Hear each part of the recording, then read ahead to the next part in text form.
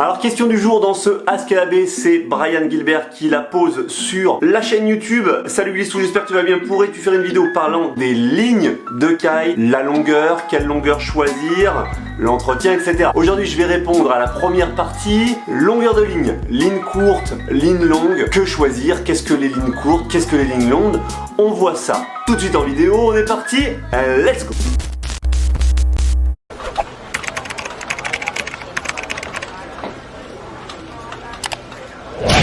Salut Sébastien Labbé, tu es bien sûr l'activité de ta chaîne Kitesurf Glisse Beach Lifestyle. On se retrouve aujourd'hui donc pour une nouvelle vidéo AskLab et je vais donc répondre à cette question sur la longueur des lignes. La première chose qu'on va faire avant de parler de lignes courtes, lignes longues, c'est de définir ce que sont des lignes courtes et des lignes longues en kitesurf. Alors quand tu achètes ton kite dans ton shop préféré, tu as des lignes, on va dire, de taille standard. Alors qu'est-ce que sont les tailles standards? On va dire que globalement, quelles que soient les marques sur le marché en général, 21 mètres jusqu'à 24 mètres, c'est les lignes standard que tu vas trouver. Voilà. Alors c'est choix, c'est les marques qui le font et c'est tout simplement en fait dans l'idée d'avoir un kite qui soit sage, qui soit le plus optimisé possible, on va dire, par rapport au programme marketing vendu.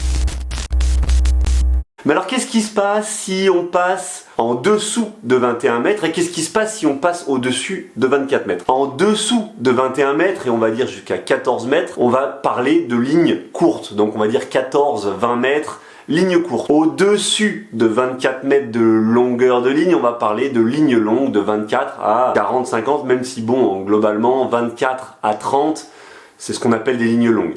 Alors juste avant d'aller plus loin dans la vidéo, je te rappelle que tu peux t'abonner, commenter, liker, partager. T'abonner c'est juste de là en dessous, commenter c'est juste de là en dessous. Je te rappelle aussi que nous sommes le 12 novembre, nous sommes donc à pile 30 jours du tirage au sort pour le Quiver Bantam Kiteboarding. Si tu n'as pas encore participé, tu as le lien dans la description, tu cliques juste en dessous de la vidéo, là il y a une petite flèche, hop, tu lis la description, tu vas trouver, je t'offre ton Quiver Bantam Kiteboarding, tu participes, comme ça tu es sûr que dans un mois, tu as une chance de gagner, comme je le dis sur le site, 100% des gagnants ont tenté leur chance. Vous êtes nombreux à avoir demandé le boom tag, est-ce que je peux le trouver? Je vous l'ai rajouté sur la boutique en ligne Glissbox, le lien est juste en dessous. C'est la même chose pour les petits porte-clés que je vous ai présentés sur mon Instagram, en bleu ou en orange. Alors attention, j'en ai pas beaucoup, c'est des quantités limitées, tout simplement parce que c'était pas prévu du tout de les vendre. Sinon, c'est avec votre board quand vous achetez une board Bantam. Ceci étant dit, on passe maintenant au sujet. On va commencer donc par les lignes courtes et on va définir quels sont les avantages de naviguer en ligne courte, c'est-à-dire entre 14 et 20 mètres. Alors le premier avantage, le premier plus d'avoir une aile avec des lignes courtes, c'est qu'elle va être plus réactive, elle va mieux répondre, forcément. Le bras de levier diminue. Et bien oui, quand je tire sur la barre, l'aile elle est plus proche de moi, donc elle réagit plus vite. Donc une aile plus réactive, ça permet d'améliorer la réactivité de pilotage, ça permet d'avoir quelque chose qui bouge plus vite, qui répond mieux, donc plus de sensations directes en barre. Le deuxième plus des lignes courtes, forcément c'est lié avec ce bras de levier dont on vient de parler, ça donne plus d'explosivité, donc c'est un kite qui va être plus réactif, qui va être plus rapide et donc qui va être plus explosif. La puissance va être développée très rapidement sur un instant bref et donc ça va donner quelque chose d'assez joli à voir vu de l'extérieur, un ride assez sportif, donc ça peut correspondre à certains d'entre vous, ça peut te correspondre peut-être si t'aimes rider un peu dynamique. Et c'est là le troisième avantage, le troisième plus de rider en ligne courte, c'est qu'on obtient plus de pop et plus de slack. Donc le pop, je rappelle, c'est bim, la capacité du kite à t'éjecter, le slack c'est la capacité des lignes à se détendre et donc par exemple à pouvoir te permettre de passer la barre. Plus de pop, plus de slack avec des lignes courtes, donc plus de facilité à passer la barre et à tricoter, à engager et à être assez radical dans les manœuvres freestyle. Un autre avantage, et qui est pas des moindres dans le vent fort, c'est que bon déjà on diminue la traînée, donc on diminue les turbulences, forcément il y a moins de longueur de ligne, donc moins de traînée, et on a un kite qui forcément avance moins dans la fenêtre, il va donc rester plus stable, et il va être donc plus confortable à rider, en particulier dans des vents très forts. Voilà, un vent fort irrégulier en ligne courte est beaucoup plus facile à encaisser avec des lignes plus longues ou des lignes standards. Donc le confort et la relative sensation de sécurité, encore un point positif pour les lignes courtes. Dans le vent fort, tu vas te sentir plus en contrôle et l'avantage c'est que par exemple si tu n'as qu'un seul kite, en ayant un jeu de ligne courte et un jeu de ligne standard, tu vas pouvoir changer simplement tes lignes et donc pour beaucoup moins cher faire une session dans le vent fort. Voilà, ça peut être la solution budget. Alors comme avantage pour les lignes courtes, voire extra courtes, c'est aussi la sécurité. On le voit souvent dans les écoles de kite à l'étranger, ça se fait un petit peu moins en France, mais voilà, souvent les moniteurs étant moins formés dans ces pays-là, pour limiter les risques, pour être plus safe, eh bien les écoles utilisent des lignes très très courtes. Donc là, on est carrément en dessous des 14 mètres, on est souvent des fois à 9-10 mètres. Qu'est-ce qui se passe avec ces lignes courtes-là? Ben, on a dit c'est plus réactif, ça réagit plus vite. Par contre, vu que l'aile rentre moins dans la fenêtre, il y a un trajet qui est moins long, elle développe moins de puissance, et donc même sur les erreurs de barre, même un passage d'aile en pleine fenêtre, bah, il est quasiment sans conséquence, parce que la pleine fenêtre, la puissance n'a même pas le temps d'être développée, qu'elle est instantanément stoppée, parce que le kite touche le sol. Un autre avantage, si tu es quelqu'un qui aime l'Instagram, le YouTube, que tu veux envoyer du lourd avec des lignes courtes, c'est ultra engagé ce que tu envoies, en particulier Kite Loop. Donc le kite va passer très bas en dessous de toi. Et qu'est-ce qui se passe? Le kite tient dans la photo en même temps que toi. Et ouais, ligne courte égale plus de radicalité et un kite et un rider qui tiennent sur la photo. Enfin, il n'est pas des moindres avantages d'espace. Eh bien oui, tout simplement parce que quand on équipe son kite, si on est sur un spot un petit peu complexe, moi je pense des fois au pont-levis où c'est très chargé, où il y a peu de place, moins de longueur de ligne égale moins de place nécessaire pour gréer, égale moins de risque de nœud.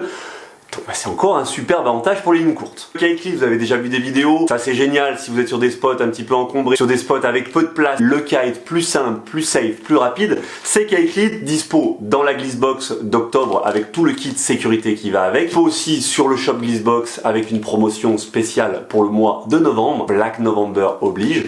Tu as le lien juste en dessous en description.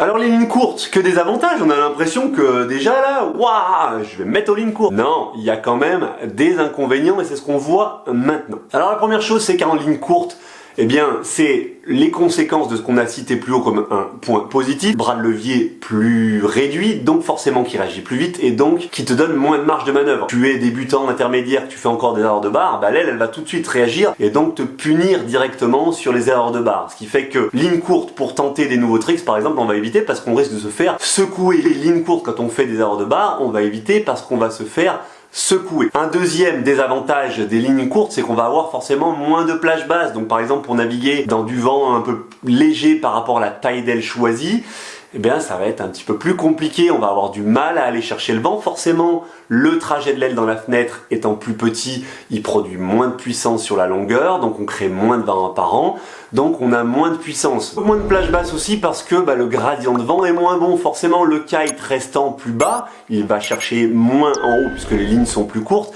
il reste dans les couches de vent qui sont un peu plus perturbées par les frottements, le gradient de vent étant moins bon, il va chercher moins de vent fort en haut et donc on a une plage basse diminuée. Pour tout ce qui est gradient de vent, je te remets la vidéo ici où tu retrouves en description la vidéo sur les gradients de vent que je t'avais fait dans Apprendre, Comprendre. Des lignes plus courtes, c'est aussi des sauts moins hauts et moins de sustentation pour toutes les raisons que je viens de citer précédemment. Un trajet d'aile plus court, donc moins de puissance, même si on a plus de vitesse, on a moins de puissance parce que le trajet est moins long. Un gradient de vent moins bon, du coup ça sustente moins, ça monte moins, le lift est moins bon. Si on veut sauter haut, on a plutôt intérêt à rester sur des lignes standards donc.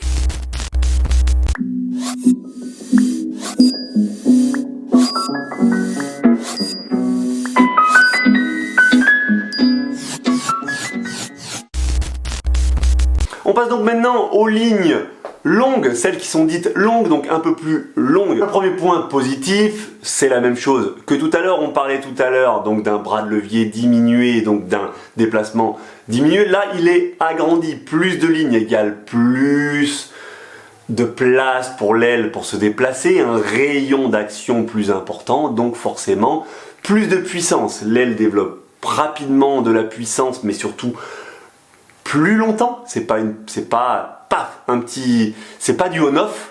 La puissance dure un petit peu plus. Et donc, tu l'as compris, deuxième avantage, plus de plage basse. Et oui, parce que si on a plus de puissance, qu'on a un trajet qui est plus long avec un rayon plus long, qu'on va chercher plus loin dans la couche de vent, donc qu'on est dans un rapport plus favorable de gradient de vent, et bien forcément, on développe sa plage basse et on va pouvoir naviguer avec une aile en étant moins toilée, avec une aile qui est un peu en deçà de sa plage d'utilisation normale, parce qu'on va créer plus de puissance. Tu l'as compris, du coup, le troisième avantage, c'est qu'on va sauter plus haut. Eh bien oui, plus grand trajet, plus de puissance développée, gradient de vent optimisé égale plus haut, plus de lift, plus de sustentation et une descente plus lente, on va donc augmenter son hang time. Si on reprend tous ces paramètres qu'on vient de citer à l'instant, on en déduit forcément un autre avantage des lignes longues, c'est que notre aile va être moins nerveuse, moins réactive. Comme je l'ai dit, la puissance va être plus constante, il va y avoir une traction plus douce, plus continue, et du coup, forcément, ça stabilise les choses. Le kite réagit un petit peu moins vite, le kite est un petit peu moins nerveux, donc on se sent plus à l'aise pour tenter des nouvelles figures, pour corriger ses erreurs de barre, donc ça va aider quand on débute, quand on fait des erreurs de barre. Un kite plus sage, plus tolérant, qui va nous aider à nous sentir plus à l'aise. Encore une fois, pour les lignes longues aussi, pas mal d'avantages.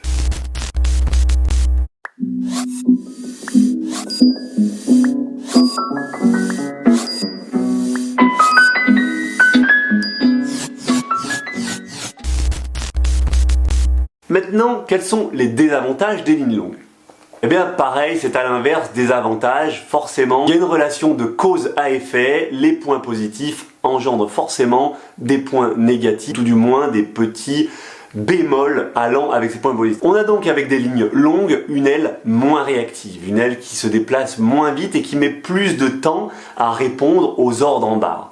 Il va donc falloir plus anticiper, il va falloir être un petit peu plus fin en pilotage, ce qui peut donc être considéré comme un désavantage des lignes longues. Forcément, à l'inverse, si les lignes longues favorisent la plage basse et permettent de naviguer dans peu de vent, elle diminue la plage haute d'utilisation de son aile. Eh bien oui, on est plus haut dans le gradient de vent, on a donc du vent plus consistant, on a plus de puissance, on a un trajet qui est plus long du kite, donc forcément, on est moins à l'aise si le vent monte.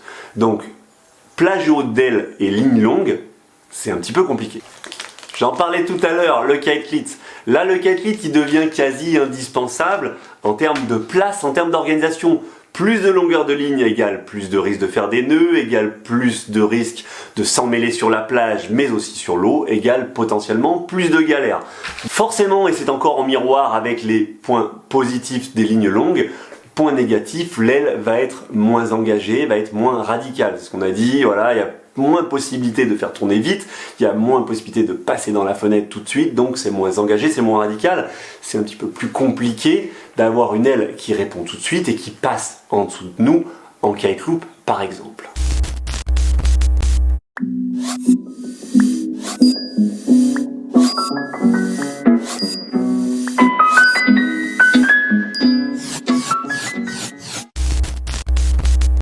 Voilà, on a brossé en gros les principaux avantages des lignes courtes et des lignes longues. Tu as pu voir que chaque type de ligne a ses avantages et ses inconvénients. Maintenant, ce qui nous reste à définir, c'est quand et quel type de ligne utiliser pour quel programme, freeride, bike, freestyle, débutant, intermédiaire, etc.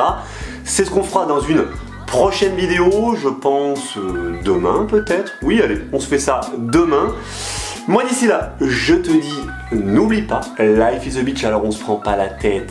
Et on en profite pour la Glissbox d'octobre, la Glissbox sécurité qui comprend le kit sécurité, kite clit, pochette étanche, lampe, etc. Il me reste plus que 35 box, donc si tu veux la commander, c'est maintenant, il y a une offre spéciale, tu commandes ta box, tu l'as un tarif spécial, tarif réduit.